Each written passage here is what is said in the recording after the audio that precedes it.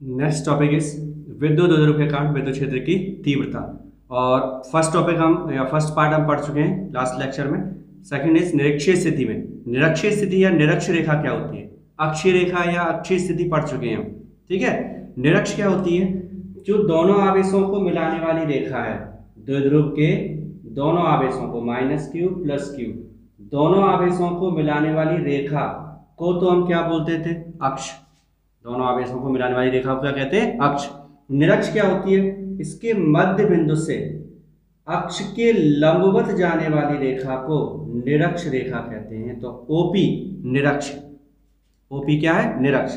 अक्ष के लंबवत उसे क्या बोलेंगे, निरक्ष रेखा बोलेंगे। अब इस बिंदु पर हमें r दूरी मान लो, ये द्विध्रुव की लंबाई 2l लेते हैं, तो यहां तक की लंबाई l और ये वाला पोर्शन भी l।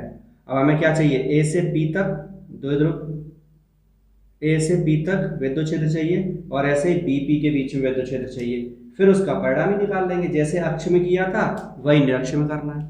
सेम डेरिवेशन है, जो अक्ष में किया है वही निरक्ष में काम करना है।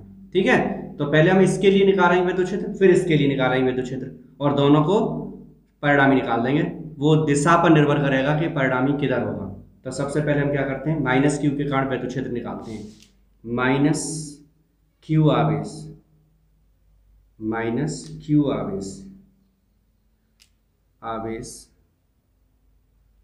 -q आवेश के कारण विद्युत क्षेत्र की तीव्रता। ठीक है, ए है, E A = क्या होगा, KQ/r² होता है, तो KQ/r²। r कौन है, AP² है, r कौन है, AP का स्क्वायर हो गया। क्लियर हो गया ये बात, r क्या है, AP का स्क्वायर है। इक्वेशन नंबर इसे बोल देते हैं फर्स्ट। अब हम निकालेंगे +q आवेश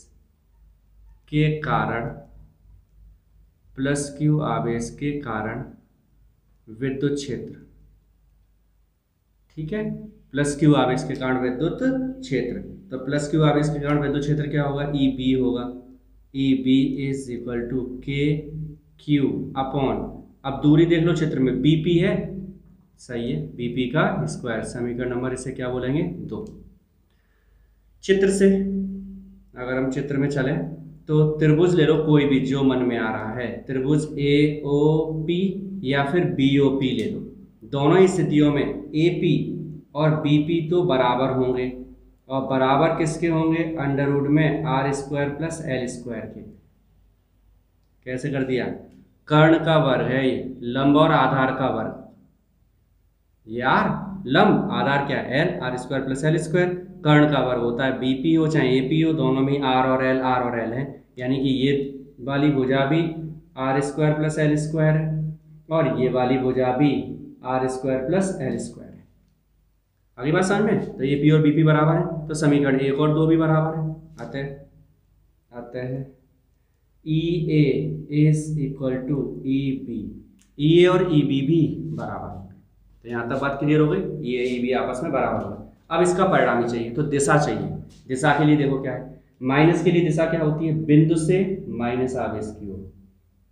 ये दिशा हो गई किसकी, EA की।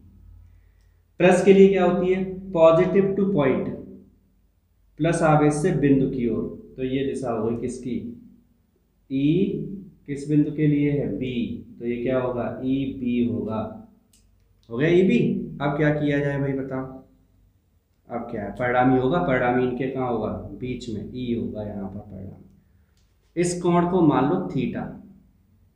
अगर ये कोण थीटा है तो गौर से देखना, ऐसा पढ़ा है समांतर रेखाओं को अगर ये रेखा काटती है, तिर्यक रेखा, तो ये कोण आपस में बराबर होते हैं। तो ये वाला कोण इस कोण के बराबर हो गया, तो कितना हो गया, थीटा।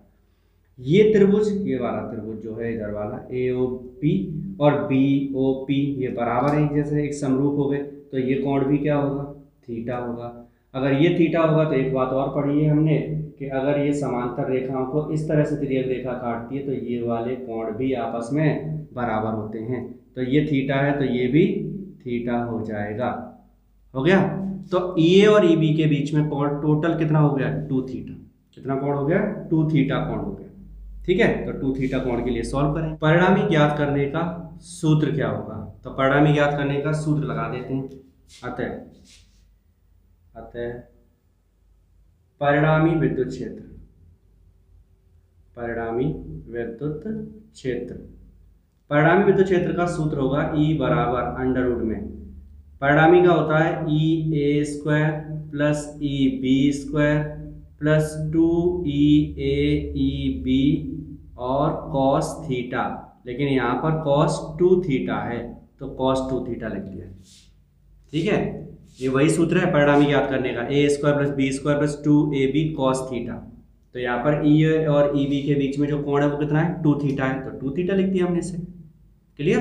अब क्या है, EA और EB आपस में कैसे हैं, बराबर है, तो फिर EA या EB में से कोई भी एक चीज रिप्लेस कर दो, बदल देते हैं, अंडर रूट में आ जाओ, EA स्क्वायर प्लस EB को भी हटाओ, EA स्क्वायर प्लस 2 EA और EA स्क्वायर हो जाएगा ये भी, और cos 2 थीटा है हमारे पास। क्लियर है इतना यहाँ तक।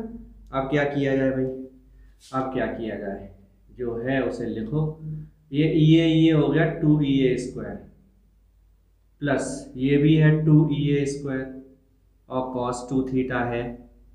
ठीक है, इसमें से 2EA स्क्वायर कॉमन ले लिया हमने, अंडर रूट के अंदर ही, बाहर नहीं निकाल रहे हैं, 2EA स्क्वायर ले लिया कॉमन ले लिया, बचा क्या, 1 प्लस cos 2 थीटा।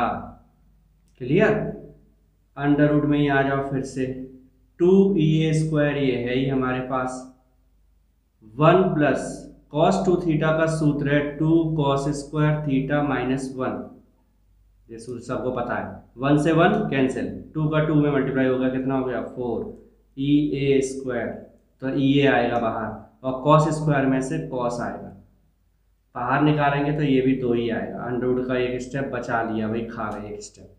ठीक है, वैसे एक स्टेप बढ़ जाता तो यहाँ पर आता 4EA square cos square theta, under root से निकालेंगे तो ये आ जाएगा।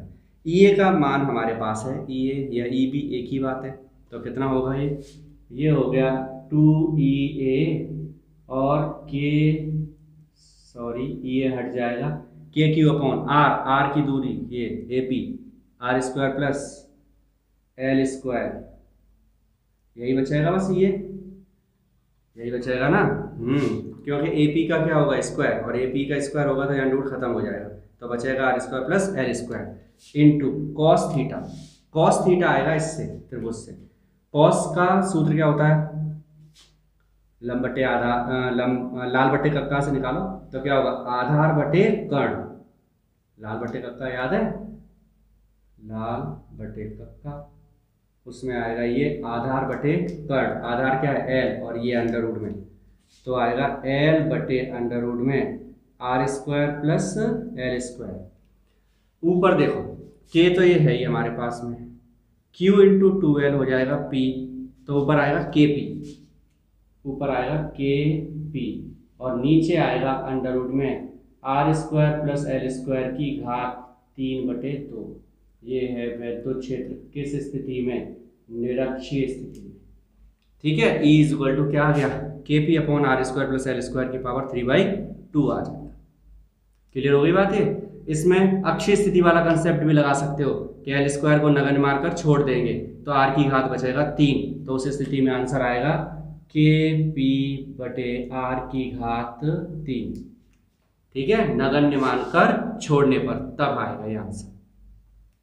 अक्षीय स्थिति में जब हम सदिश रूप में लिखते हैं तो P और E की दिशा समान रहती है तो वेक्टर लगा देते हैं, लेकिन यहाँ पर दिशा विपरीत है, देखना E की दिशा तो आएगी परिणामी, और जो P की दिशा होगी वो इधर होगी, ऐसे होगी यही, क्योंकि माइनस से कहाँ चलती है, प्लस इधर चलती है, तो ये दिशा ये और ये दिशा इधर है, ये दिशा इधर है, तो दोनों दिशाएं कैसी हैं, विपरीत। अगर सदिश रूप लिखना पड़े तो यहाँ वेक्टर लगाओगे, यहाँ पर वेक्टर लगाओगे, और यहाँ पर चिन्ह किसका आएगा, माइनस का। तो याद रखना अक्षीय स्थिति में प्लस का चिन्ह आता है वेक्टर में, और निरक्षीय स्थिति में माइनस का चिन्ह। क्लियर।